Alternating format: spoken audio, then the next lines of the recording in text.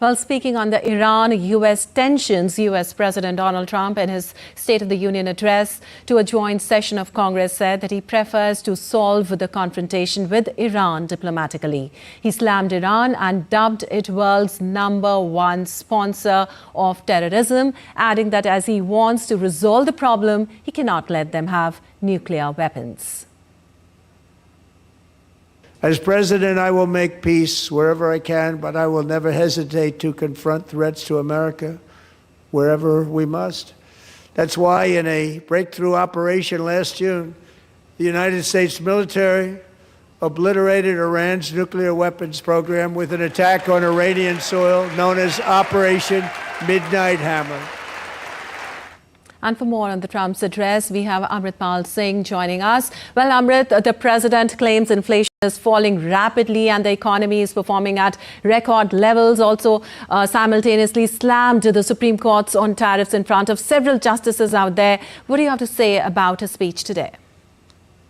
Well, it was a typically Trump speech, with a lot of flourishes, with rhetoric, with tirade against his opponents, including Joe Biden, the Democrats. So the Democrats, while his State of Union address was on, booed him, and he took a jibe at them. So it was typically Trump making tall claims, in some cases very exaggerated claim, the funny claim that during Op Sindoor, the Prime Minister of Pakistan, Shehbaz Sharif, would have died had he not intervened, etc., and claiming once again that he stopped the India-Pakistan conflict, etc., though he was, booed by the Democrats, saying they are total lies. He said there are 8 wars he stopped. But he did make the point that, the economy is on the upswing. He said the greatest time of America is upon us. So those were typically Trump statements. He said inflation in the past, 5 months is down to about 1.7%. He said it's as compared to the Biden administration, it's significantly come down. He said there's food on the table of American people.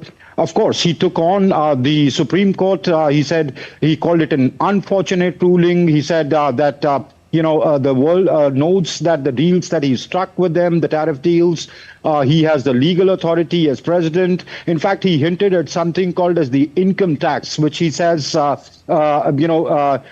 wouldn't need congressional approval, though it remains to be seen whether how legally tenable that really is.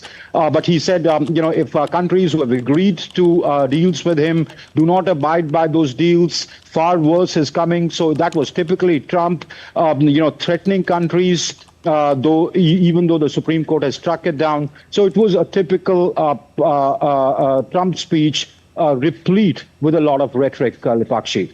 Also, Amrit, while expressing a preference for diplomacy, the president also did not mince his words in calling Iran the world's #1 sponsor of terrorism and reiterated that it cannot obtain nuclear weapons. How might this impact the US-Iran relations further and the prospects for a renewed diplomatic engagement? The good news is that he says that he wants to use diplomacy. So he's allayed the fears of an imminent war or conflict in the region. But he did also, made a threat. He made a threat to Iran, saying if it does not give up its nuclear ambitions, then he will bring peace through strength, indicating that a military strike could be imminent. Right.